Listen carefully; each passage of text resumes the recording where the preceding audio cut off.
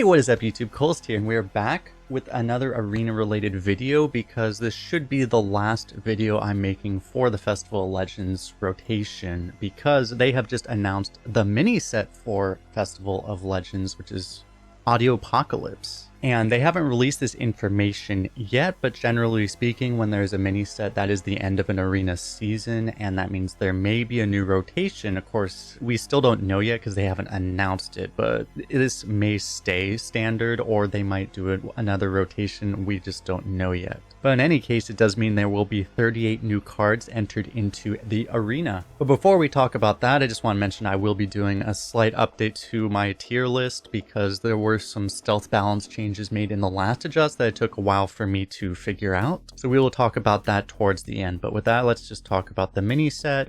This is all the same stuff as normal.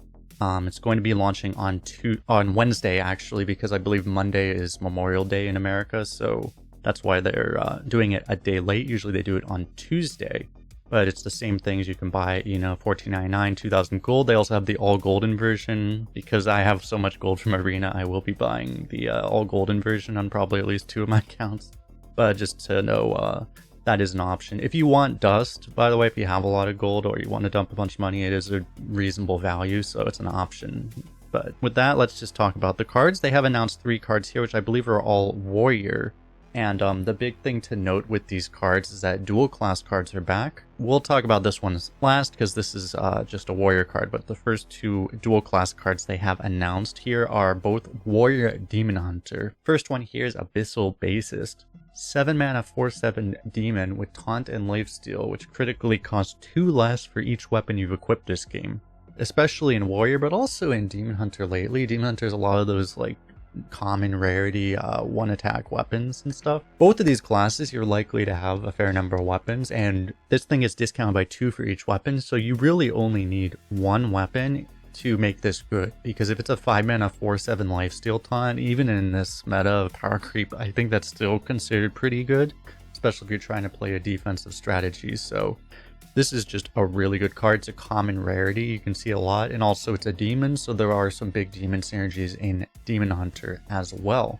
And I believe Warrior didn't really have any demons, like period. They only had amalgams. They didn't have any demons, so it's pretty critical that as far as menagerie stuff in Warrior, that's the big demon they can pick up as well. So this is going to be a very good card for both classes. The other card we have here is Through Fel and Flames. This is a 0 mana Fel spell, which is again in Warrior and Demon Hunter, which gives a minion rush with Finale and +1/+1. So frankly, I mean, this obviously isn't the greatest card because it just doesn't have that high of a total impact all of the time by itself, right? But this is a very nice card, I think. I think you're going to value this pretty highly. You obviously aren't going to want 7 of them, but either of these effects, just getting a 0 mana +1/+1, if that makes a difference for a value trade, that can be a really big deal. But also, giving a main rush can also be a really big deal, and potentially doing both can be a really good deal. So there's a mid-sized minion, you get to play your own mid-sized minion and then value trade immediately.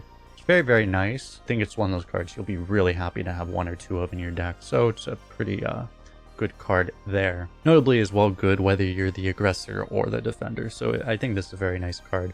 But now let's go back up to this third card, Remixed Tuning Fork here. This is a 2 mana 2/2 weapon as a base, however it has 4 different forms and it changes forms randomly during your turn. But note of this is, I mean, a 2 mana 2/2 weapon is okay, like you wouldn't value it very high, especially not in Warrior because you have so many weapons.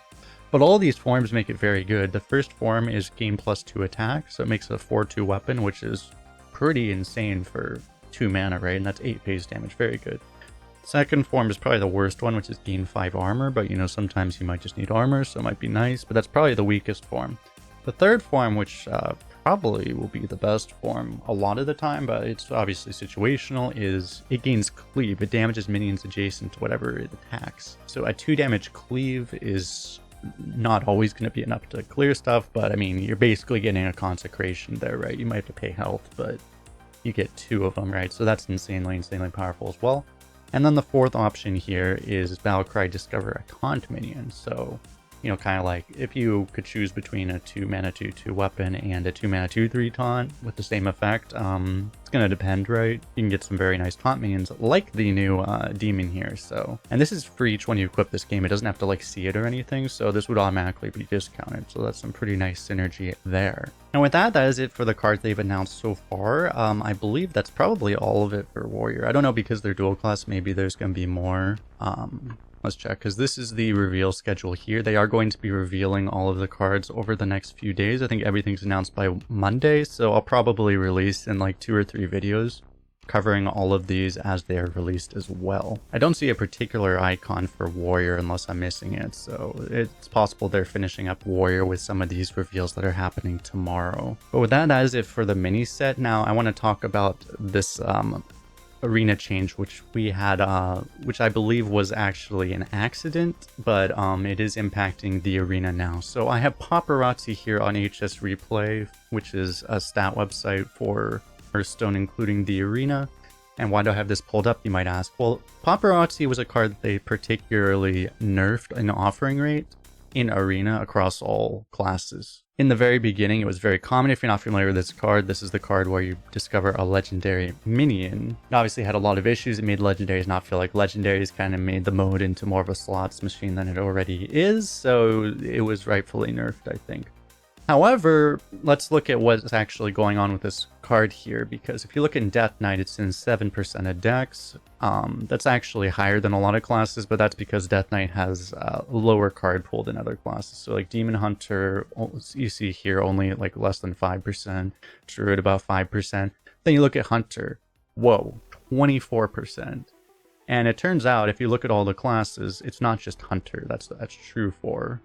It is also true for Warlock, is also very high, and then the other critical one is Priest. Priest, it is especially high. So what is it that's going on here? Well, if you go back to the last adjustment, I don't have the patch notes pulled up, but essentially there were 3 classes that got a general micro adjust that had their general class card rates changed, and those were exactly these 3 classes: Hunter, Warlock, and Priest. And so this is a recurring bug that tends to happen. For whatever reason, it's really complicated for them to do these kinds of changes, and inevitably they messed it up again. So yeah, some of the previous adjustments they did to some of these cards just got turned off, particularly in these classes. So that is a reason to particularly play some of these classes that were changed. If you like Paparazzi, if you want that experience, then maybe you should be playing Hunter, Warlock, and Priest a lot more. And I very much think it's a bug, not an intentional change, because obviously Priest especially was one of the classes that was nerfed, and I think the reason its Paparazzi rate is so high is because its class card rates were nerfed, so it means they have more neutrals, so they have more Paparazzis even than the classes like Hunter and Warlock that they had